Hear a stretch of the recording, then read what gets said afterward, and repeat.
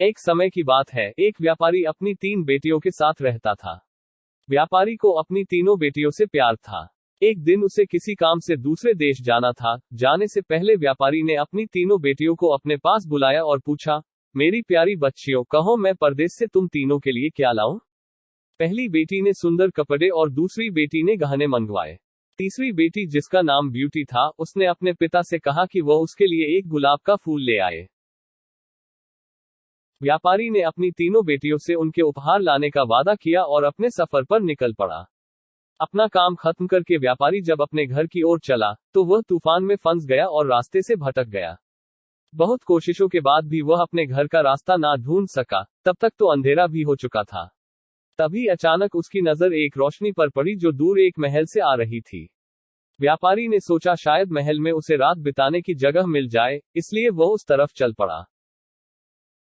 जब व्यापारी महल में पहुंचा तो महल में कोई भी नहीं था। उसने हर तरफ देखा लेकिन उसे महल में कोई नहीं मिला। आश्चर्य की बात थी कि खाने की मेज पर कई प्रकार के स्वादिष्ट व्यंजन रखे हुए थे, परंतु उन्हें खाने वाला कोई नहीं दिख रहा था।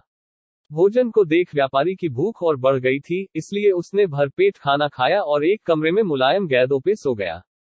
सुबह व्यापारी ने जब महल के बागीचे में सुंदर गुलाब खिले देखे, तो उसे ब्यूटी से किया हुआ वादा याद आ गया।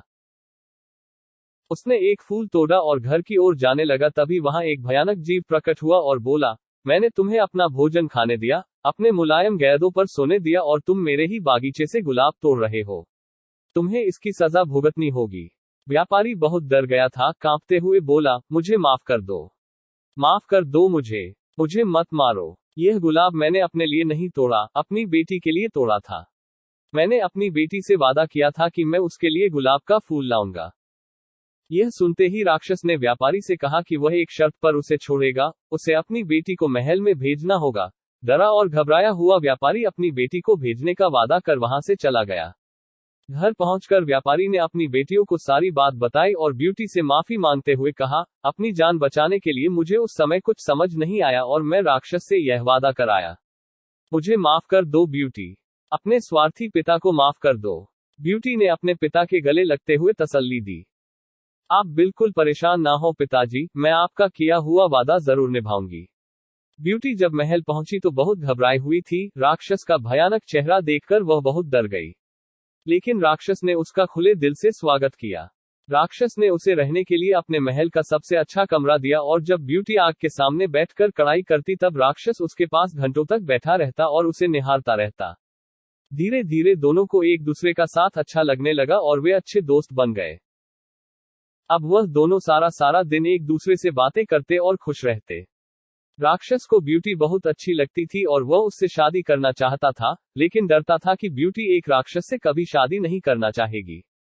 बड़ी हिम्मत जुटाकर एक दिन उसने ब्यूटी से अपने दिल की बात कहने का फैसला किया। जब वह ब्यूटी के पास पहुंचा तो देखा कि ब्यूटी अपने पिता को याद करके बहुत उदास है। उससे ब्यूटी की उदासी देखी नहीं गई और उसने ब्यूटी को एक जादुई शीशा दिया जिससे वह अपने पिता को देख सके। ब्यूटी बहुत खुश हुई, लेकिन जब उसने अपने पिता को देखा तो वह बहुत बीमार थे। यह देख ब्यूटी ने राक्षस से अपने पिता से मिलने की इच्छा जताई। राक्षस ने उसे पिता से मिलने की इजाजत दे दी और 7 दिन में वापस आने को कहा। ब्यूटी ने तय समय में आने का वादा किया और अपने घर चली गई। ब्यूटी को सामने देख व्यापारी खुश हो गया और जैसे जैसे उसे पता चला कि राक्षस देखने में भले ही क्रूर हो लेकिन वह दिल का बहुत ही नेक और दयालु है, व्यापारी की सेहत और सुधरती गई। परिवार से मिलने की खुशी में 7 दिन कब निकल गए, ब्यूटी को पता ही नहीं चला। एक दिन ब्यूटी ने सपना देखा कि राक्षस की हालत बहुत खराब है और जल्दी ही मरने वाला है।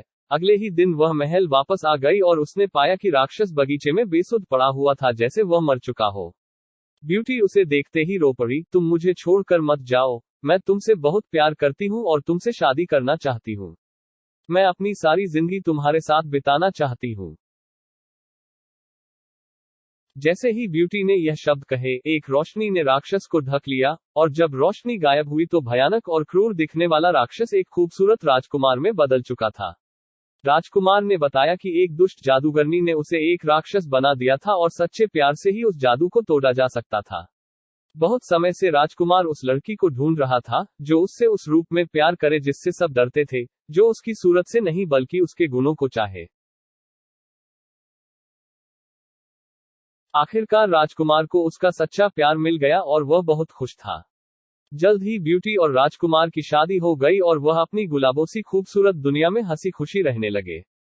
शिक्षा: इस कहानी से हमें यह शिक्षा मिलती है कि हमें किसी की सूरत को देखकर उसकी सीरत का अंदाजा नहीं लगाना चाहिए। इंसान का बाहरी रूप सिर्फ दिखावा है, उसका साफ दिल, उसके गुण देखकर इंसान से प्यार किया जाता है।